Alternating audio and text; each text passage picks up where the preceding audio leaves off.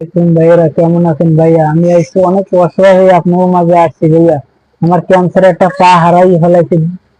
5 বছর ধরে ক্যান্সারের সাথে লড়াই করি ভাই, একটু সহযোগিতার হাত বাড়াই দেন ভাইয়া। আমার স্ত্রী 5 বছর ধরে সংসারের হাল ধরিয়া, সে গার্মেন্টস এর চাকরি করিয়া এতদিন সংসার চালাইছে।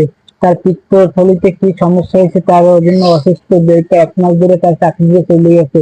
এই 2টা বাচ্চা কাচ্চা নিয়ে আমি ট্রিটমেন্ট আমার দেওয়া চালাচ্ছি না, আমার স্ত্রীর দেওয়া চালাইতে পারতেছি না। আমার কেমন দেওয়া লাগে ভাইয়া?